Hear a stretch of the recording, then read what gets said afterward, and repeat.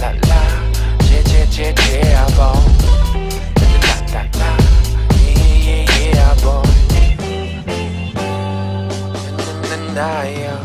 Zone Beats, boy. Subscribe to Kiwi Box. That's the one. Yeah. Kia ora team, I have some news. I have an article here that I'll leave in the description. You read it, come to your own conclusion as usual. Olexander Usyk, the undisputed cruiserweight champion, has an official opponent for his introduction to the heavyweight division in Carlos Takam. This fight was originally going to be on the 18th of May, the same day Deontay Wilder faces Dominic Brazil, but from what I'm hearing, it looks like they're going to try and move it a day earlier to the 17th, so they've got a bit of leeway between those two fights, so more people will watch the fight, which is fair enough, but we'll see. The date isn't actually confirmed yet, just the opponent. The fight itself, pretty damn good fight, I think. I do think Olexander Usyk will have the better of Carlos Takam. He's actually an inch taller than Takam. We all know Usyk's pedigree, an Olympic gold medalist, cruiserweight undisputed champion. He's also fought at super heavyweight in the World Series of Boxing, facing people like the likes of Joe Joyce, Junior Farr, beating those guys, so this isn't uncharted territory for Olexander Usyk at all. It's been a while since he's fought at that weight, but like I say, not uncharted territory. However, Carlos Takam isn't a huge heavyweight like Joe Joyce, Junior Farr, Anthony Joshua, Tyson Fury, Deontay Wilder. He's not. So for this reason, I think Usyk isn't going to have too much problem with Carlos Takam. No disrespect to Carlos Takam, he's a pretty damn good fighter, but he's past his prime.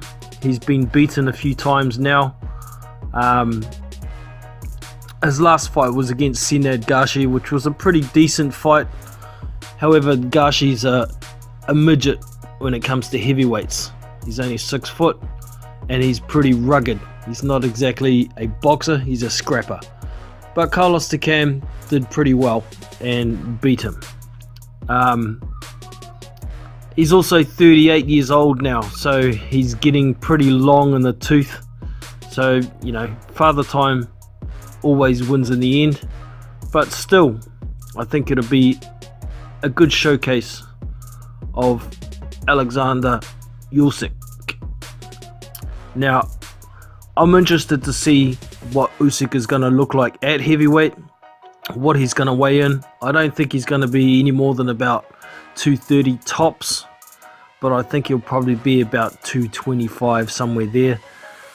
He shouldn't lose much speed, if any, putting on that much weight. I mean, when he was fighting at cruiserweight, he was coming into the ring on fight night at around 215 anyway, so you know, it's not massive. And I did go back and look at some of the World Series of Boxing fights where he was fighting at super heavyweight. He was a little bit bulkier in those fights, but he didn't seem to lose any speed, so I've got full confidence that Olexander Usyk will come through this pretty much unscathed, bar a freak knockout from Takam. And it has happened with Takam before. He's got a punch.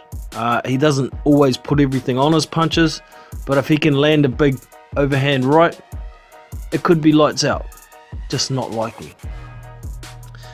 Now, Usyk was looking at fighting Povetkin as his intro to the heavyweight division. Apparently, Povetkin and his team were looking for another fight, but they still want to fight Usyk after Takam, and it sounds like Usyk's team are also keen. So this kind of rings a little bit of a bell for me. I was reading an article this morning from Boxing Scene, with quotes from Eddie Hearn talking about Tyson Fury's fight against Tom Schwartz as a shit fight.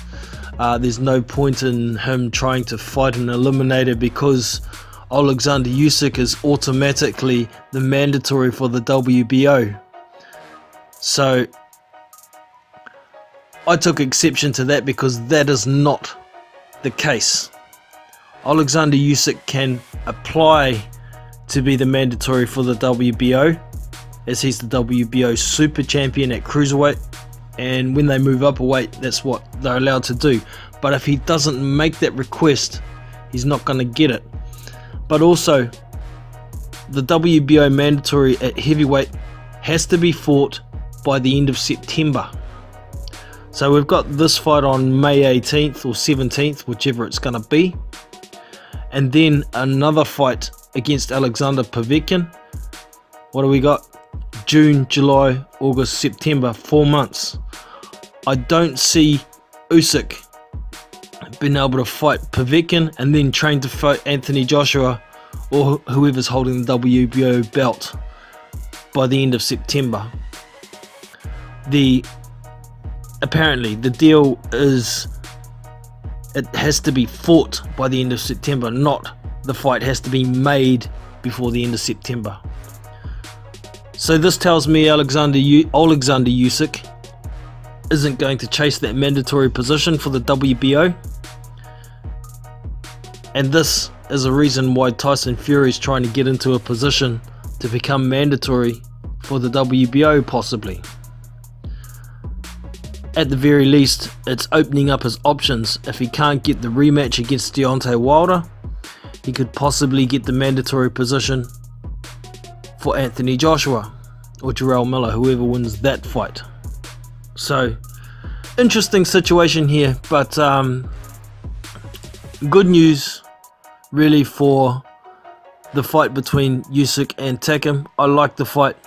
Let me know what you think about it and the rest of the other spiel that I was going on about with regards to Usyk in the mandatory position, Tyson Fury positioning himself possibly for the WBO mandatory position. Hope you've enjoyed the video. Don't forget to give me the thumbs up, subscribe to the channel, and I'll catch you in the next one. Big Boys Boxing, we out. See you! La la, yeah, boy.